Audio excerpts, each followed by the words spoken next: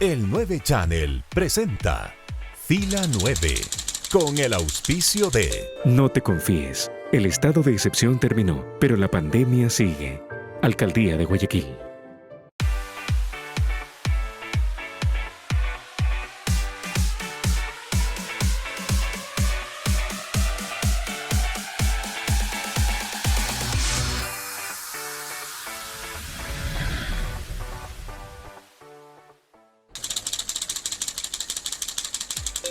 ¿Qué tal amigos del 9 Channel? Hoy estamos con un nuevo encuentro de Fila 9 Live para hablar de lo que hoy todo el mundo comenta, de las elecciones que se acercan. Rodrigo, ¿qué tal? ¿Cómo andas? ¿Qué tal, Roberto, amigos? Y todos vamos a comentar respecto de lo que ya viene en camino. Tema electoral es el tema de debate en este momento a través de redes sociales y ese contacto virtual, inclusive mucha gente que está tratando de buscar un horizonte, digo yo, hacerse de elementos para definir su votación. Bienvenidos, gracias por acompañarnos una vez más en Fila 9 Live. Hoy estaremos entonces con un experto en el tema para hablar y analizar a fondo esta temática, lo que ocurre en el plano electoral ecuatoriano. Bienvenidos. ¿Qué tal amigos? Bienvenidos una vez más a este encuentro en Fila 9 Live. Ya estamos listos con nuestra entrevista del día de hoy. Lo dicho, hoy tenemos el gusto de conversar con Pedro Donoso, es analista político. Y el tema planteado, la oferta versus la propuesta, ¿dónde están los votos? Es la pregunta con la cual arrancamos. Bienvenido y gracias por acompañarnos, Pedro. No, muchísimas gracias por la invitación. Creo que es el tema más interesante, ¿no? Empezar a entender finalmente que en el proceso eleccionario hay una lógica de encuentro, o eso es lo que de una u otra manera se pretende finalmente, ¿no? Que la lógica de la oferta de los candidatos pueda tener conexión con la lógica de la demanda, ¿no es cierto?, de los electores finalmente. Esto sonaría absolutamente sencillo si es que no se transversalizaría finalmente por la coyuntura y el contexto político, ¿no? Es decir, finalmente seguramente los candidatos o los que pretendían ser candidatos a finales del 19 no pensaban que iba a haber una pandemia, ¿no es cierto? Los candidatos que finalmente, digamos, pretendían ser candidatos no esperaban que hayan 15 otros binomios. Entonces, claro, el tema ahí es cómo, ¿no es cierto?, la propuesta o la postura, ¿no es cierto?, de los candidatos va un poco mutándose frente a la realidad política que va sucediendo y a la realidad social, ¿no? Ahí voy, Pedro, justamente al análisis ya. Entonces, bajo ese contexto, es un requisito dentro de la política ecuatoriana, la política electoral ecuatoriana, el inscribir un plan de gobierno. Ese plan de gobierno es, en teoría, lo que voy a hacer de llegar a ser electo primer mandatario del Ecuador. Este es mi plan de acción, hacia allá voy. Pero en muchos casos vemos, escuchamos que eso no tiene... Algunos no lo han leído, otros les han inscrito el tema otros que no subió, que sean, etcétera. Y vemos una serie de tergiversaciones entre lo que es el plan y lo que se dice, porque finalmente el candidato busca los votos. ¿Qué será? ¿Que ese plan de gobierno no gana votos? ¿Dónde está el cortocircuito por ese lado? Muy interesante la pregunta. Creo yo que finalmente, digamos, tiene varias vertientes, ¿no es cierto? La primera, y aquí quisiera yo un poco hablar de datos. Recientemente un think tank ecuatoriano lanzó una plataforma muy interesante que tenía, digamos, muchos detalles, ¿no? Como por ejemplo, ellos hacían la lógica del análisis de qué debería contener una propuesta de campaña. Y yo concuerdo con eso, una propuesta de gobierno, más bien dicho, tiene que responder a 4 preguntas, ¿no es cierto? El qué, que además es absolutamente común en el ámbito político ecuatoriano, todo el mundo dice el qué quiere hacer, muy pocos dicen el cómo, que es la segunda pregunta. La tercera pregunta es el con quién, y la cuarta pregunta es el para quién, finalmente, ¿no? Y los resultados de este análisis que hizo este think tank es muy interesante. Por ejemplo, ellos establecieron 10 digamos, temáticas con 66 subtemas finalmente, ¿no? Y descubrieron que el 55% de propuestas contienen información sobre cómo se ejecutará, solo el 55% finalmente, ¿no? O, por ejemplo, menos del 2% del contenido de las propuestas de los candidatos hablan de un tema tan importante como la inclusión al sistema educativo, ¿no? Imagínense lo que es eso. En un Ecuador donde tenemos 100,000 niños fuera del sistema educativo. Entonces, claro, de una u otra manera, la lógica de tener una obligatoriedad en la ley, que es lo correcto, de un plan de gobierno, que es lo correcto también, porque es lo que tú dices, Roberto, con corrección, no es un plan de campaña, es un plan de gobierno. Correcto, correcto. No es lo que los candidatos van a hacer en campaña, es lo que van a hacer los candidatos electos ya sentados en Carondelet, ¿no? Entonces, el cortocircuito radica finalmente cuando tú no tienes una estructura, y creo que esta es la tragicomedia del Ecuador. Somos un país de candidatos sin partidos y de partidos sin candidatos, y de partidos y candidatos sin ideología. Porque además es muy común, ¿no es cierto?, el populismo antipolítica y antiideología, de decir, yo no tengo ideología, yo soy pragmático, pero finalmente nos provoca que a nosotros los electores no sepamos si el movimiento es de derecha o de izquierda, no sepamos si mañana el movimiento de derecha hace postulados de izquierda. Entonces, de una u otra manera empieza a tener una incongruencia y una incoherencia finalmente ideológica política. Y ahí quiero tocar, Pedro, para cerrar justamente esa idea. Muchos de los candidatos hoy están empoderados, por usar la palabra de moda del empoderamiento, están empoderados en decir que ellos hacen política, pero que no son políticos. Exactamente. Y que es gravísimo, ¿no? Es gravísimo finalmente. Bueno, este es un fenómeno que recorre, yo creo que el mundo, ¿no? Pero es muy grave porque, claro, como los asesores de campaña sienten que hay un hastío frente a la clase política, lo primero que hacen es acuñemos una narrativa a usted, candidato, y diga que usted no es político, ¿no? Y suena muy bien, porque el rechazo ciudadano a los políticos, etcétera, pero yo siempre utilizo este símil como si a ti te tienen que operar del corazón, estás en la camilla, en el quirófano, viene un señor con bata, con guantes, preparado, y te dice, no se preocupe, le voy a operar, pero yo no soy médico, ¿no? Entonces, es una locura. Hay que reivindicar más bien, ¿no es cierto?, el oficio del político, que no es sinónimo ni de corrupción ni de nada, sino que el político debe formarse para ser político. Ese es exactamente el fin al cual deberíamos llegar. Ahora, la inquietud, Pedro, ahí es, ¿qué atrapa en último término? ¿Qué es lo que atrapa y capta en primer momento la atención y en un segundo momento genera esa reacción de conceder, ¿verdad? No sé si el derecho a la duda, por lo menos el beneficio de la duda, o por convicción, ese voto a la persona y endosarlo. Me refiero, hacías un análisis respecto del tema de la ideología. ¿Eso pesa realmente en la gente al momento de definir su votación o pesa mucho más la oferta mediática que tenga en campaña? En sí mismo, digamos, el ciudadano común no tiene la capacidad y no tiene por qué tenerla de decir, este candidato es de derecha o de izquierda. Yo creo que no hay ese discernimiento.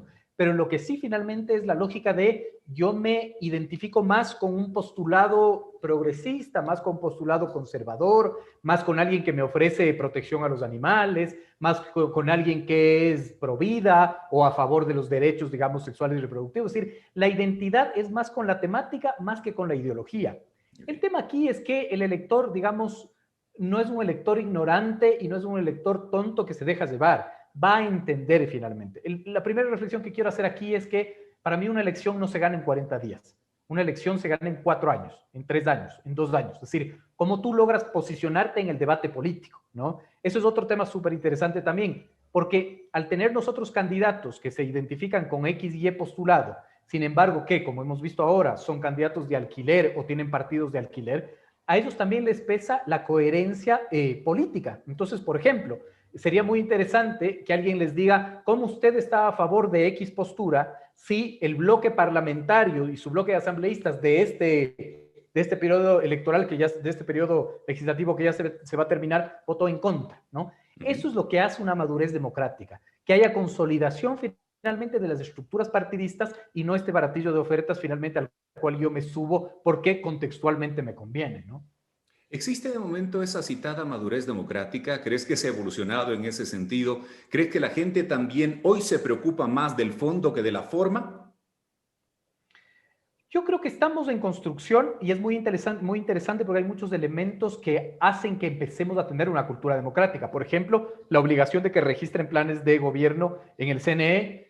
Nos podemos burlar, ¿no?, del candidato que copió en Wikipedia, que es una locura, pero finalmente, digamos, más allá de lo anecdótico, creo que nos ayuda a construir procesos, ¿no? Yo siempre repito esta frase, ya parezco disco rayado, pero el Ecuador es un país de sucesos más que de procesos, y ese es un problema, ¿no? Nos enfocamos solo en el suceso, en lo que nos causa chiste, pero no entendemos el proceso, digamos, que viene detrás. Otro elemento, por ejemplo, son los debates presidenciales. que no porque hayan sido, digamos, debates que no fueron debates, fueron aburridos, fueron divertidos, no por eso finalmente son herramientas fundamentales. Lo que yo creo es que la gente sí se da cuenta, ¿no es cierto? Y específicamente, para ya no hablar desde la teoría, sino un poco más del contexto, yo siento también, por ejemplo, que esta elección, a pesar de que nadie identifica esto, esta va a ser una elección más de los intangibles que de los tangibles. ¿Qué quiero decir con esto? Que en efecto la gente no tiene trabajo, ¿no es cierto? No tiene dinero y todos los candidatos están ofreciendo trabajo, pero también hay una lógica intangible ahí. Hay una encuesta de clima social muy interesante que diferencia finalmente cuando les pregunta por qué usted votaría por X o Y candidato. Y, por ejemplo, los que responden por X candidatos dicen porque yo quisiera volver al bienestar del pasado, te dice uno, o porque yo quisiera que él sea el presidente porque representa el cambio. Esas son cosas intangibles, no son las cosas de quiero trabajo, quiero crédito, quiero beca, y yo creo que mucho de eso también se está jugando ahora, y yo siento que los políticos no están entendiendo la dinámica de esa situación, ¿no? Pedro Donoso, analista político con nosotros aquí en Fila 9 Live por el 9 Channel. Tenemos que hacer una pausa. Yo quiero irme a la pausa con planteando este enunciado que es el título que llevamos hoy. ¿Dónde están los votos? ¿Están en la propuesta? ¿Están en la oferta que hacemos en tarima? ¿Está en la campaña que hacemos en redes sociales? ¿Dónde están los votos? Lo vamos a seguir conversando con Pedro Donoso en este encuentro de Fila 9 Live. Ya venimos. Si ves que alguien no se lava las manos al llegar de la calle, díselo. Pídele que se las lave. Usamos tapabocas, pero no para quedarnos callados. No te confíes. El estado de excepción terminó, pero la pandemia sigue. Alcaldía de Guayaquil. Autorización número 0289. CNE, Elecciones Generales 2021. Ahora, cada semana, las entrevistas de Fila 9 Live las podrán ver y escuchar a través de Diario La Hora, con la conducción de Roberto Rodríguez Reyes y Rodrigo Proaño. Los esperamos. Si ves que alguien no respeta el distanciamiento ni usa la mascarilla, díselo. Usamos tapabocas, pero no para quedarnos callados. No te confíes. El estado de excepción terminó, pero la pandemia sigue. Alcaldía de Guayaquil. Autorización número 0290. CNE, Elecciones Generales 2021. Te invitamos a formar parte del 9 Channel y a disfrutar de los contenidos digitales Fila 9 y Catadistas. Solo ingresa a nuestra fanpage en Facebook y listo. Te esperamos en el 9 Channel.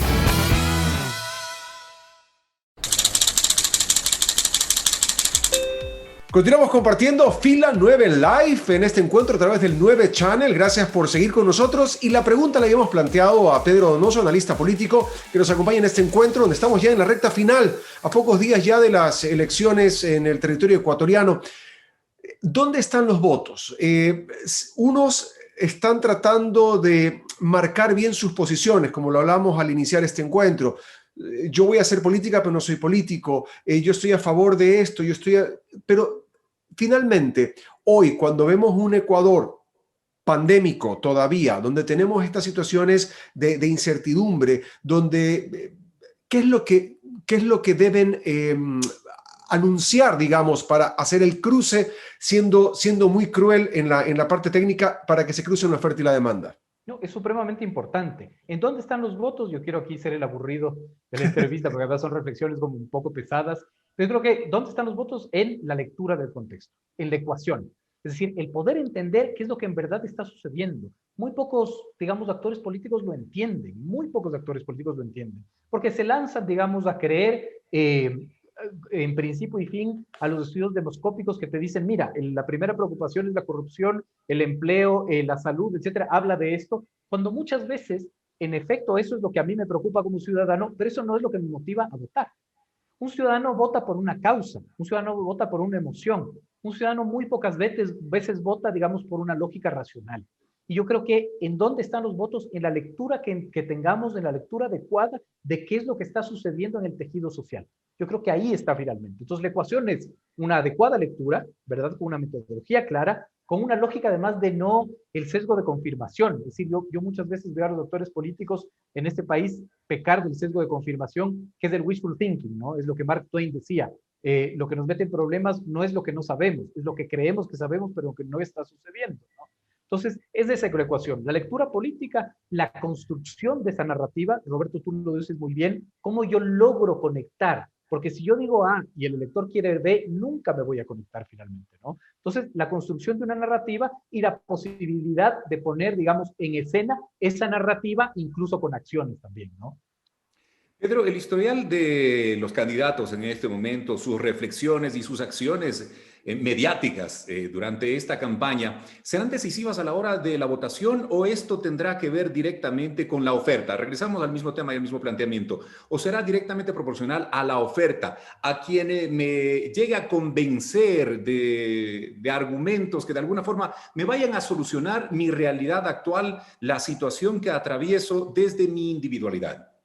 Es una ecuación que suma muchas cosas. Por eso los cuantitativos te miden varias cosas, te miden reconocimiento, te miden imagen, te miden finalmente credibilidad, ¿no es cierto? Te miden intención de voto. Entonces, el cruce, digamos, eso es lo inteligente, el cómo yo logro esta ecuación. Muchos candidatos tienen una excelente imagen, un altísimo reconocimiento, muchísima credibilidad, muy baja intención de voto, ¿no? Entonces, claro, porque puede ser que tú me caigas bien, que yo te respete, que me caiga, digamos, que te crea lo que dices, pero no tengo ganas de votar por ti, y no tengo ganas de votar por ti por 1.000.000 de razones, ¿no? Entonces, creo que es la sumatoria de todo, creo que es cómo pones en escena al candidato, a su propuesta, en el contexto, etcétera, etcétera, etcétera, ¿no?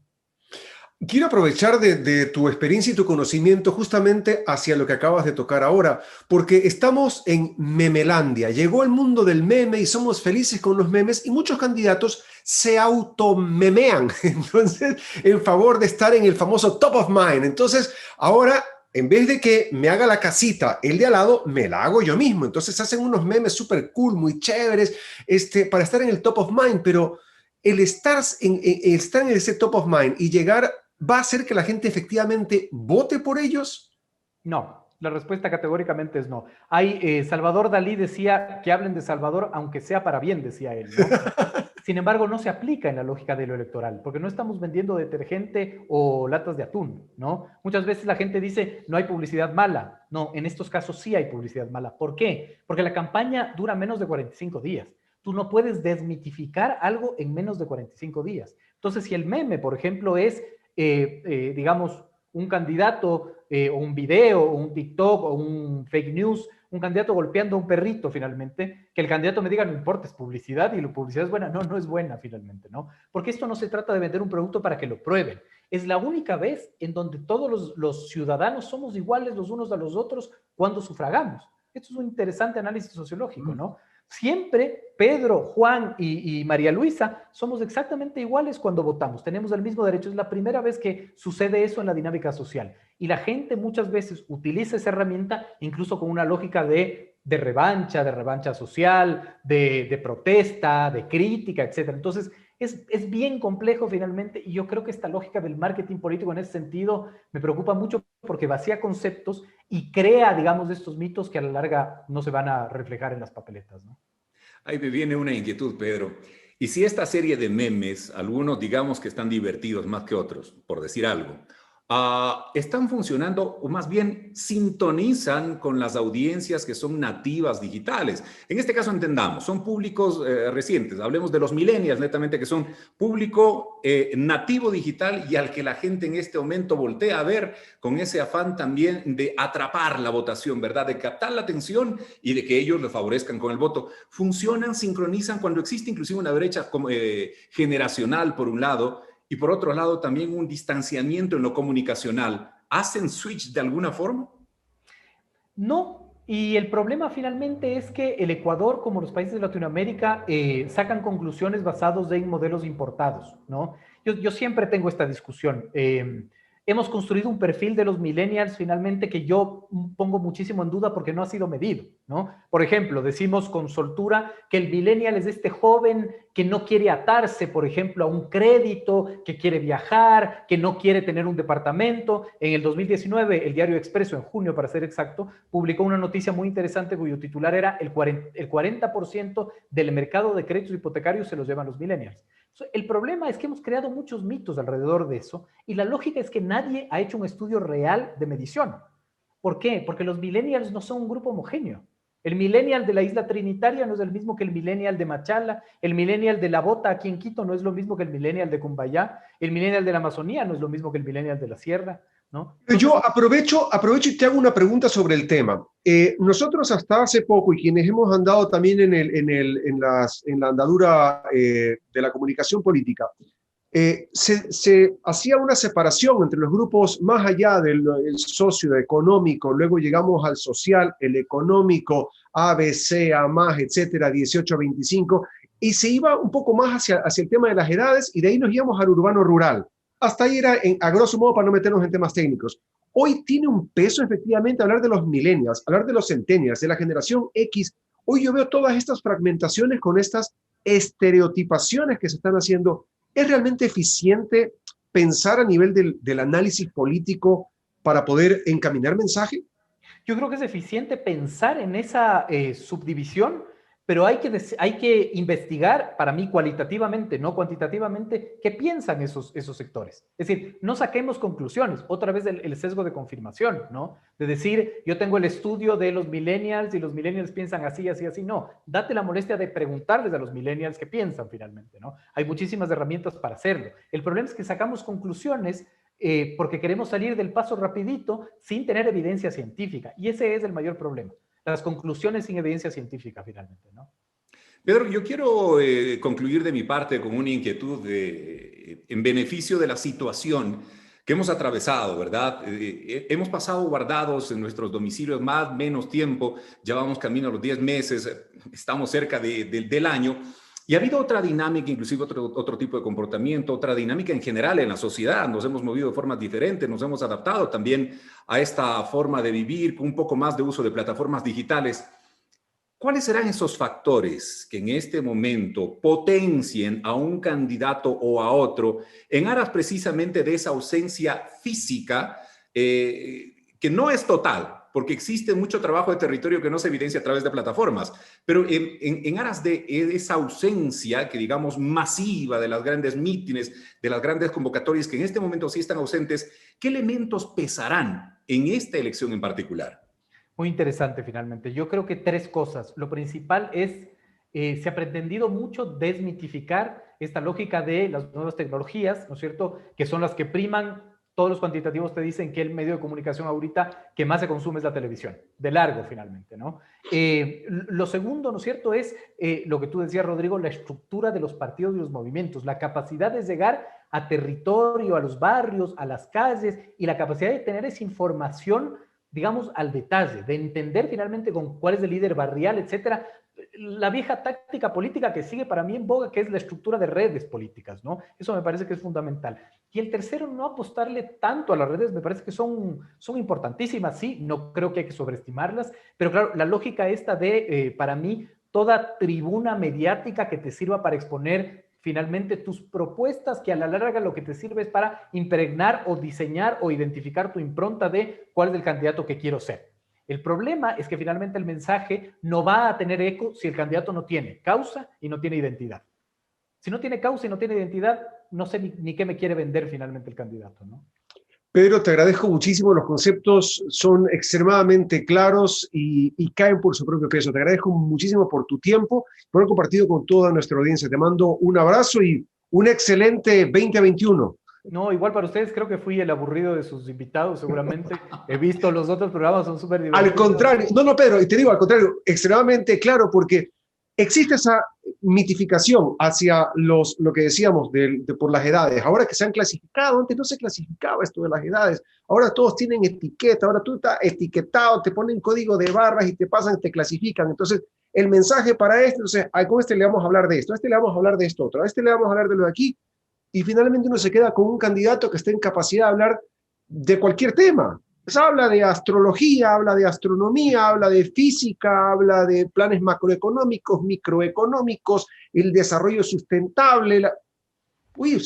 Son gente extremadamente preparada y fascinante ver los candidatos. Total, pero además pierden identidad, ¿no? Pierden identidad porque eres todo y a la larga no eres nada, ¿no? Qué gentil que estar con nosotros, Pedro. Pedro Donoso, analista político, hoy en Fila 9 Live. Gracias, Pedro. No, por favor, encantado. Abrazo. Gracias a ustedes. Chao, chao. Si ves que alguien no se lava las manos al llegar de la calle, díselo. Pídele que se las lave. Usamos tapabocas, pero no para quedarnos callados. No te confíes. El estado de excepción terminó, pero la pandemia sigue. Alcaldía de Guayaquil. Autorización número 0289. CNE, Elecciones Generales 2021. Ahora, cada semana, las entrevistas de Fila 9 Live las podrán ver y escuchar a través de Diario La Hora, con la conducción de Roberto Rodríguez Reyes y Rodrigo Proaño. Los esperamos. Si ves que alguien no respeta el distanciamiento ni usa la mascarilla, díselo. Usamos tapabocas, pero no para quedarnos callados. No te confíes. El estado de excepción terminó, pero la pandemia sigue. Alcaldía de Guayaquil. Autorización número 0290. CNE, Elecciones Generales 2021. Te invitamos a formar parte del 9 Channel y a disfrutar de los contenidos digitales Fila 9 y Catadistas. Solo ingresa a nuestra fanpage en Facebook y listo. Te esperamos en el 9 Channel.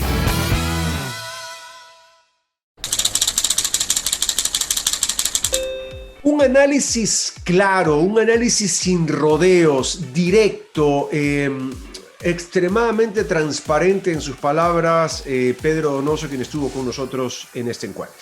Me gusta, fue sumamente claro, la verdad. Yo creo que eso es lo importante. Y esa es la manera de hacernos de elementos para definir, al final de cuentas, no sé si el voto, pero por lo menos tener un poco el panorama más claro y comprender de lo que se trata esta temporada electoral. Oferta versus propuesta. Yo creo que nos quedó bien claro, conceptos diferentes y eso es importante saberlo. Y sí, y lo que le dijimos a Pedro en el transcurso de la entrevista, extremadamente claro y sin frases pomposas alrededor y sin estos conceptos, no, una cosa extremadamente clara y directa, porque al final del día, sí, cuando se genera la estrategia comunicacional, se busca hacer ese cruce, aunque suene cruel, como yo lo decía en ese momento de la oferta con la demanda, de lograr captar esos votos para poder llegar al ejercicio del poder, en este caso en Carondelet. Y muchas veces ahí se van desvirtuando los planes de gobierno, se van desvirtuando las reales razones por las cuales la persona está allá y se busca ganar el voto cueste lo que cueste, ¿no? Y me parece también interesante lo que decía Pedro en una de sus apreciaciones, ¿no? Que ya existe cierto nivel de madurez, inclusive política. La gente está esperando dentro del proceso ir conociendo algo más del candidato y no precisamente está sintonizando con esa suerte de memes virtuales que se van generando en el camino, que de alguna forma, digo yo, atentan inclusive hasta contra la inteligencia de las personas que buscan realmente conocer en serio qué es lo que vendrá producto de uno u otro candidato de llegarse al poder. Y el error sutil que se comete con el famoso top of mind, es decir, te conozco, te quiero, me pareces inteligente, pero no votaría por ti. En este caso, ¿me explico? Es decir, ir clarificando todo ese tipo de cosas, porque muchas veces las campañas van hacia allá, a hacer conocer al candidato. Entonces buscamos conocimiento del candidato, conocimiento del candidato, o que la gente lo conoce, pero igual no va a votar por él, porque lo conocen, sí, está muy lindo conocerlo, pero la razón adecuada, el tener una causa correcta, el generar esa empatía, ese poder, ese link entre la causa que me proponen y la causa que yo busco, andar hacia un mismo norte, conceptos que son mucho más profundos que un simple discurso en una tarima o un simple video armado para redes sociales, ¿no? A las puertas de las elecciones, esa es la idea de Fila 9 Live, contar con los mejores especialistas, con gente profesional que nos ayude a tener un panorama mucho más claro de este proceso y, claro, nos dé elementos que de alguna forma nos aporten para decidir mejor nuestro voto. Bueno, llegamos al final de esta entrega, no sin antes agradecerles a todos, a ustedes por habernos acompañado en el programa y a la gente que se va sumando a la propuesta del 9 Channel. Mil gracias, esperamos que sean muchísimos más. A todos quienes nos están siguiendo en las distintas redes sociales, gracias por estar con nosotros y hacer crecer esta propuesta que es clara y directa, poder llevarles una información distinta desde un medio nativo digital. Gracias a Extrema FM, que nos amplifica en el centro del país. A todo volumen estamos sonando con Fila 9 Live. Nos vamos hasta una próxima ocasión cuando nos encontremos de vuelta a través del 9 Channel. Que la pasen muy bien. Hasta entonces. El 9 Channel presentó Fila 9 con el auspicio de... No te confíes, el estado de excepción terminó, pero la pandemia sigue. Alcaldía de Guayaquil.